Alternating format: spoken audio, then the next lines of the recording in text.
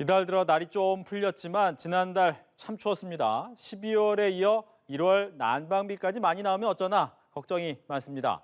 차상위 계층 난방비 지원에 나선 정부가 중산층까지 지원해야 할지 고심 중입니다.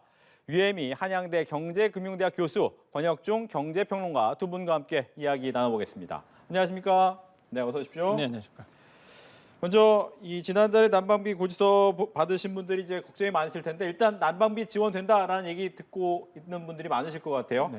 본인이 되는지 궁금하실 것 같은데 어떻게 해야 됩니까? 그렇습니다. 뭐 난방비 지원되는지 이게 좀 조건도 또 까다롭고 그다음에 내가 되는지 안 되는지도 또 확인이 되셔야 되거든요. 그럴 때는 이제는 그 정부24에 먼저 사이트를 들어가 보셔야 되겠습니다. 그래서 정부24 사이트를 들어가게 된다 그러면 거기에 보면은 보조금 24라고 카테고리에 나와 있거든요. 이 보조금 24에 들어가셔서 이용 동의 한 번만 해주시면은 본인이 이제 난방비 지원이 대상자인지 안 대상인지 볼 수가 있겠고요.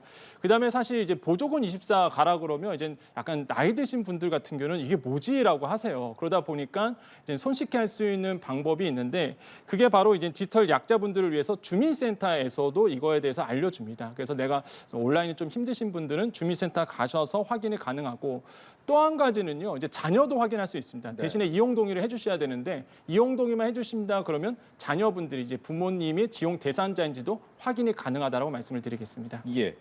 이렇게 이제 지원을 하는 이유가 뭐 취약계층을 위한 난방비 지원의 얘기도 있겠지만 결과적으로 난방비가 좀 많이 올라서잖아요. 근데 가스요금을 깎아주는 게 아니라 요금을 가스공사에서 대신 내주는 거라고 볼 수밖에 없다면 결과적으로 이 적자는 언젠가는 가스 요금 오르는 걸로 바뀌는 거 아닙니까? 예, 맞습니다. 이미 지난해 가스공사의 이제 미수금이라고 하죠. 영업 적자가 9조 원에 달할 것으로 추산이 되고 있습니다. 그래서 이미 적자가 굉장히 많이 누적된 상태인데 요금을 현실화하지 않으면 결국에는 이제 적자가 더 쌓이게 되고 이 적자는 언젠가는 요금을 올려서 이제 해결을 할 수밖에 없는 거죠. 만약에 요금을 올려서 해결하지 않으면 언젠가는 재정을 투입하게 되고 재정을 투입하게 된다는 건 결국에 미래 세대 이제 세금으로 그것을 이제 감당을 해야 된다는 의미인데요.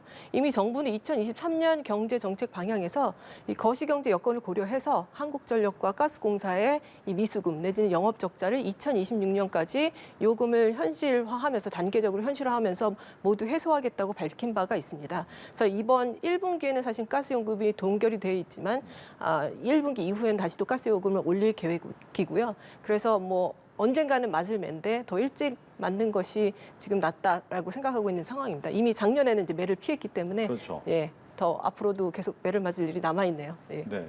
그렇다면 이제 궁금한 게 있습니다. 이제 공공기관이잖아요. 그러다 보니까 어차피 재정을 투입하면 되는 거 아니야라고 생각하는 분들도 있어요. 왜냐하면 이게 개인 회사로 하는 미국이나 이런 거와는 다르게 진행돼야 되는 건 아닌가라는 생각이 드는데 이 부분은 어떻습니까? 예, 언젠가는 이제 만약에 가스 공사가 스스로 이제 그 적자를 털어내지 못한다면 언젠간 재정을 투입해서 이 가스 공사를 살려야 될 수도 있을 텐데요. 그렇다는 얘기는 결국에 이제 세금이 투입이 된다는 얘기인데요. 네. 이 난방 요금을 사실은 이제 쓴 사람이 내는 것이 원칙이죠. 그런데 이 세금을 투입한다는 것은 난방 요금을 굉장히 이제 춥게 지내면서 아낀 사람들도 내가 낸 세금이 나는 분명히 아꼈는데 다른 사람이 열심히 그런 난방을 뗀 그런 결과를 내가 부담을 한다 이렇게 생각을 할 수도 있는 거죠. 그러니까 형평성에서 조금 어긋나는 그런 측면이 있고요. 결국에 자신이 쓴 만큼 부담하는 것이 원칙이기 때문에 결국에는 요금을 현실화해서 이 가스 공사의 적자를 해결하는 것이 재정을 투입하는 것보다는 좀 더 바람직한 방법이라고 생각이 됩니다. 그렇군요. 이제 결과적으로 이제 연료 물가가 많이 오르게 되면 다른 물가도 오를 수밖에 없는 그런 분위기가 되는 거죠. 그렇죠. 뭐 연료비가 오른다 그러면 그 연료와 대신해서 나오는 같이 나올 수 있는 뭐 자영업자 같은 경우에는 음식값이 이제 높아질 수밖에 없는 이제 구조로 가겠죠. 실제 1월달에 그 통계청 발표에 따르면 전기와 가스 연료 물가가 32% 급등을 했는데 이게 32% 급등했다 그러면 피부로 안 느끼실 수도 있습니다. 근데 확실하게 느낄 수 있는 방법이 뭐냐면 IMF 때가 38% 올랐거든요. 네. 그러니까 그거 다음에 역대 최고입니다. 그러니까 보면 한 24년 9개월 만에 약 한 25년 만에 최고치로 사실 물가가 이제 급등을 했다. 이런 가스 요금이 올랐다라고 보시면 되겠고, 뭐 전기료 뭐 30%, 도시가스 36%, 지역 난방비도 34% 올랐는데 지역 난방비도 통계가 작성된 2005년 1월 이후에 최대치로 오른 겁니다. 그 정도로 사실 공공요금이 이제 오르고 있다고 보시면 되겠고요. 그러면 이렇게 연료비가 오릅니다. 뭐 가스비가 오릅니다. 그럼 아까 말씀드린 것처럼 가스 갖고 음식 만들고요. 다양하게 뭐 식음료도 만들게 되는데 자연스럽게 이게 상승이 될 수밖에 없죠. 물가 상승률도 이게 또 2년 만에 최고치로 올랐기 때문에 원가 부담이 되거든요. 그러다 보니까 이렇게 뭐 외식비라든지 숙박 물가도 같이 오를 수밖에 없는 구조로 간다. 그래서 전체적으로 공공요금이 오르게 된다 그러면 물가를 또 끌어올리게 되는. 그래서 이제 1월 달에 소비자 물가 상승률이 떨어지다가 갑자기 5.2%가 나왔거든요. 이런 게 좀 부담스럽다라고 말씀을 드리겠습니다. 네. 이제 정부가 기초생활수급자와 차상위 계층에 대한 지원을 하겠다라고 한 이후에 중산층들도 우리 또 힘들다 이런 얘기를 하는데 예전에 뭐 그런 얘기 있잖아요. 내가 중산층이냐라는 조사를 했을 때 국민 인식하고 기준과 이 범위가 좀 다른 것 같긴 합니다. 중산층은 어떻게 정해야 됩니까? 일단 중산층을 정의하기 위해서 우리가 통계청에서 흔히 사용하는 그런 정의를 사용할 수가 있는데요. 네. 통계청에서는 중위소득 기준으로 해서 중위소득의 50%, 가구소득의 이제 중위소득의 50%에서 150%에 해당하는 가구를 중산층이라고 이제 정의를 하고요. 그런 기준을 사용을 하는데요. 이 한국개발연구원 KDI에서 지난달에 이 한국의 그럼 중산층 가구가 이 통계청의 정의를 사용하면 어느 정도가 되는지를 한번 계산을 해봤는데요. 이 그 가처분 소득 기준으로요. 그러니까 세금을 납부하고 이제 정부로부터 이전 지출을 받은 것을 전부 감안한 가처분 소득을 기준으로 했을 때 중위소득의 50%에서 150%에 해당하는 가구의 비중이 전체 가구의 한 61.1% 정도가 된다고 합니다. 이게 2021년 기준인데요. 이게 그러니까 얼마나 되냐면 우리나라 전체 가구 수가요. 2020년 기준으로 2천만 가구가 조금 넘습니다. 네. 그러니까 10가구 중에 6가구, 즉 60%에 해당된다는 것은 결국 1,200만 가구 정도가 된다는 것이거든요. 그러니까 이 중산층 1,200만 가구에 대해서 난방비 지원을 한다는 것은 아주 소액이라고 하더라도 엄청난 재정이 소요될 수밖에 없는 상황입니다. 네. 말씀해 주신 것처럼 1,200만 가구에 정말 약간의 지원만 해도 힘들다. 그럼 현실적으로 좀 어렵다. 그렇죠. 현실적으로는 굉장히 어렵죠. 왜 그러냐면 지금 취약계층 도와주는 것만 해도 1,800억 원 예산이 이제 들어갔잖아요. 네. 그러면 중상층까지 아까 말씀하신 것처럼 OECD 기준으로 보면 더 넓어집니다. 이게 중위소득 가구 200%까지 들어가거든요.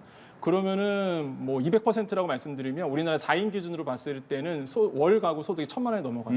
이런 분들한테도 난방비 지급 도움이 줘야 되느냐 이런 논란이 생길 수밖에 없고 그러면 현실적으로 봤을 때 중산층까지 도와준다 그러면 답은 추경밖에 없습니다. 예. 그럼 추경을 해야 되는데 지금 현 정부의 어떤 추세는요. 추경에 대해서 굉장히 머뭇거린 부분이 있거든요. 대표적인 게 물가 때문에 그렇습니다. 지금 뭐 소비자 물가 상승률 지난달까지만 해도 사실 지지난달까지만 해도 5%였다가 이번에 나왔던 게 이제 5.2%로 다시 한번 올라섰거든요. 굉장히 부담스러운 부분이에요. 다시 한번 물가를 자극할 요지가 있기 때문에 추경에서 반대할 수밖에 없겠고 무엇보다 지금의 국가 채무입니다. 이게 1조 원대가 넘어가고 있는데 여기에다가 추경까지 하면 또 빚 내서 또 추경을 들어가야 되기 때문에 이것도 부담스러울 수밖에 없고요. 네. 세 번째로는 이제 지금의 현재 이제는 그 윤석열 정부의 철학과 맞지 않죠.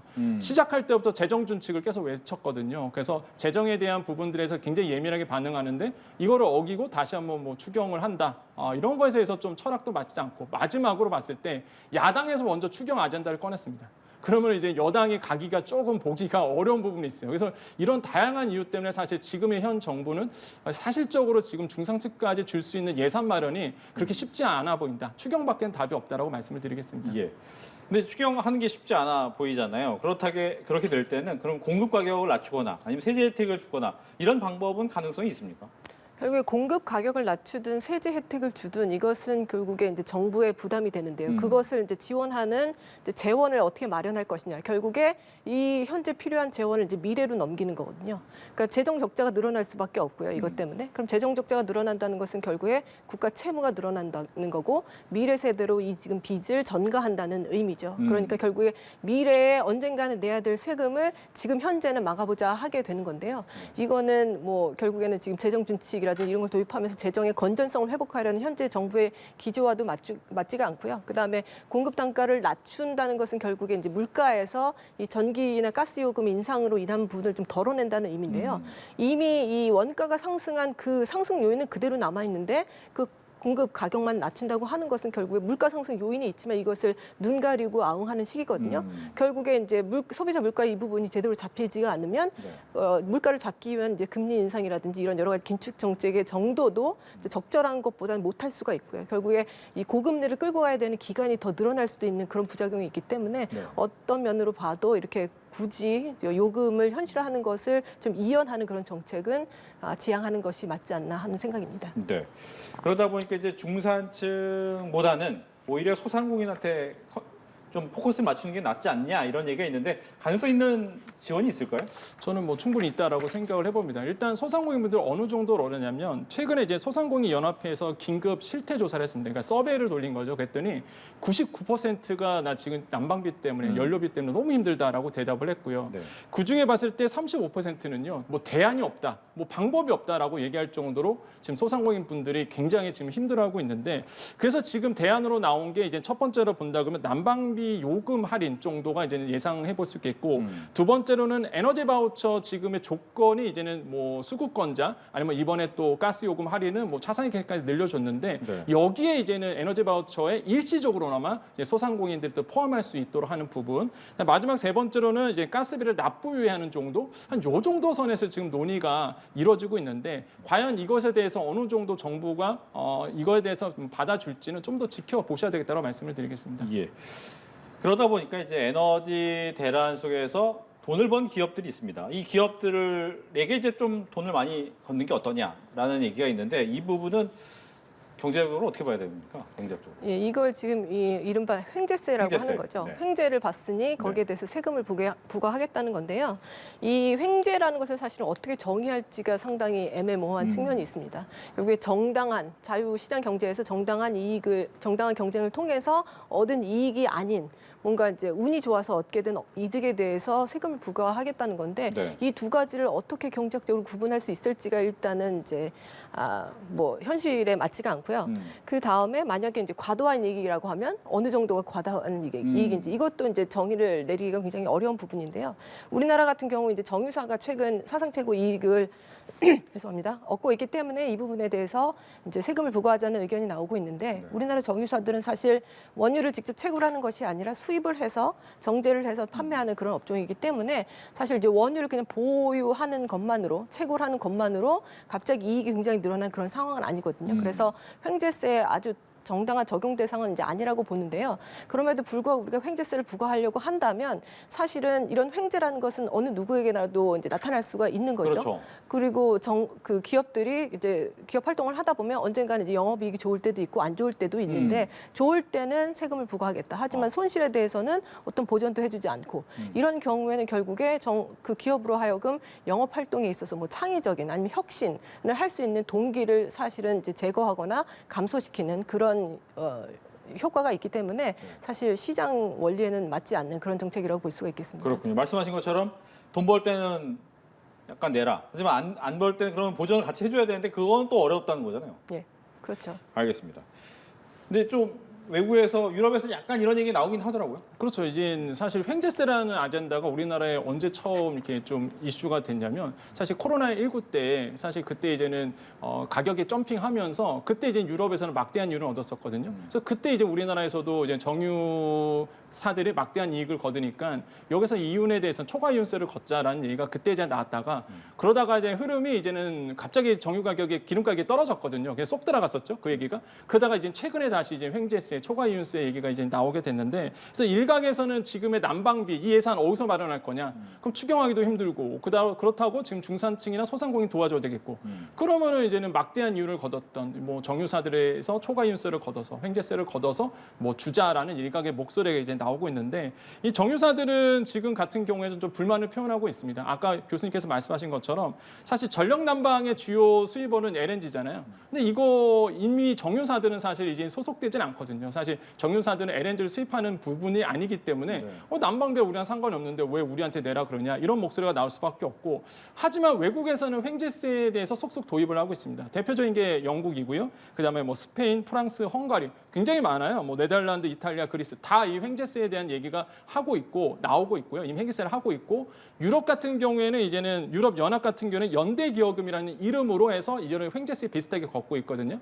그러니까 이런 부분에 대했을 때 유럽 쪽에서 먼저 이제 횡재세를 걷고 있다. 그래서 이런 부분이 우리나라에서도 계속적으로 이제 얘기가 나오고 있는데 정유사들은 당연히 이제 반대할 수밖에 없습니다. 아까 교수님께서 잠깐 얘기하셨지만은 사실 외국 같은 경우에는 뭐 시추를 했을 때 원유를 뽑아내서 이윤을 얻는데 우리나라는 정제 마진이거든요. 말 그대로 이제는 정제를 통해서 마진을 남기는 형태인데 구조상 다르다는 거죠. 수익 구조가. 이거 가지고 횡재세를 걷는다고는 불만이다라고 보고 있는데 시각에서는 지금 사회적으로는 아니다. 그럼에도 불구하고 특별한 기간에 특별한 이슈로 인해서 초과 이윤을 얻었기 때문에 사회적인 어떤 일환으로서 사회적 기부를 통해서 좀 이루어져야 되는 부분이 있겠지 않느냐라고 이제 목소리가 계속 나오고 있는 것이죠. 그래서 이게 정말로 예민한 문제로 지금 경제계 쪽에서는 잡혀 있다라고 말씀을 드립니다. 네.